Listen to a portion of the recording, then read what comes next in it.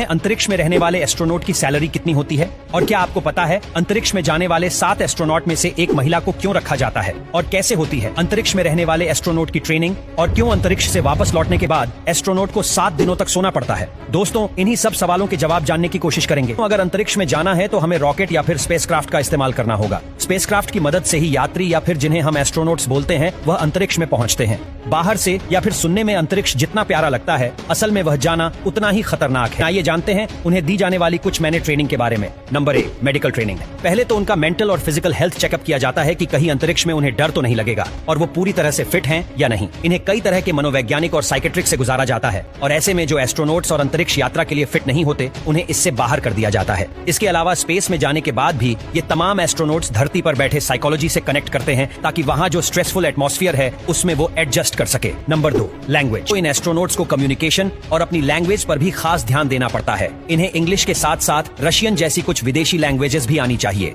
इसके अलावा उड़ान भरने से पहले इन एस्ट्रोनॉट्स को सर्टिफाई करने के लिए कई तरह के कठिन टास्क से गुजरना पड़ता है, जैसे स्पेस वॉक करना, रोबोटिक्स करना, हवाई जहाज उड़ाना और अंतरराष्ट्रीय अंतरिक्ष स्टेशन में काम करना। आपको बता दें कि नासा अपने एस्ट्रोनॉट्स को जॉनसन स्पेस सेंटर में स्थित 60 फीट गहरे स्विमिंग पूल में स्पेस वॉक करना सिखाती है और नासा जैसी जितनी भी स्पेस एजेंसीज हैं वो कई महीनों तक जाने वाले एस्ट्रोनॉट्स की जांच पड़ताल करती है ताकि वो एक काबिल एस्ट्रोनॉट बन सके। नासा अपने एस्ट्रोनॉट्स के कौशल का परीक्षण करने के लिए उन्हें अलग अलग वातावरण में ट्रेनिंग देती है, जैसे किसी बड़े पानी के पुल या फिर गर्म रेगिस्तान में। अब आइए बात करते हैं एस्ट्रोनॉट्स के खाने पीने की। देखिए, पहले जब टेक्नोलॉजी इतनी एडवांस नहीं थी तो उस समय एस्ट्रोनॉट्स बेबी फूड या फिर सॉफ्ट फूड लेकर जाते, लेकिन अभी टेक्नोलॉजी के एडवांस होने के बाद यानी कि स्पेस में जाने वाले एस्ट्रोनॉट्स के लिए खास तरह से फ्रीज करके खाने की चीजें बनाई जाती हैं जिनमें पानी नहीं होता और उन्हें फल की तरह खाया जा सकता है। तो नासा के लोग बताते हैं कि एस्ट्रोनॉट्स दिन भर में 3 बार खाना खाते हैं, ब्रेकफास्ट, लंच और डिनर, जिसमें भरपूर मात्रा में विटामिन और मिनरल्स शामिल होते हैं। ISS यानी कि इंटरनेशनल स्पेस स्टेशन पर एस्ट्रोनॉट्स के लिए फल या dry fruits, peanut butter, chicken, beef, seafood, candy और ब्राउनी जैसी सभी चीजें उपलब्ध होती हैं। ड्रिंक्स में कॉफी, चाय, ऑरेंज जूस, लेमनेड और फूड पंच भी अवेलेबल होता है। एस्ट्रोनॉट्स धरती पर वापस कैसे आते हैं? क्योंकि अब तो इनके पास रॉकेट भी नहीं, तो दरअसल दोस्तों होता यह है कि जब एस्ट्रोनॉट स्पेस में जाते हैं तो वो रॉकेट से पृथ्वी की ग्रेविटेशनल फोर्स से बाहर निकलते हैं और स्पेस में जाकर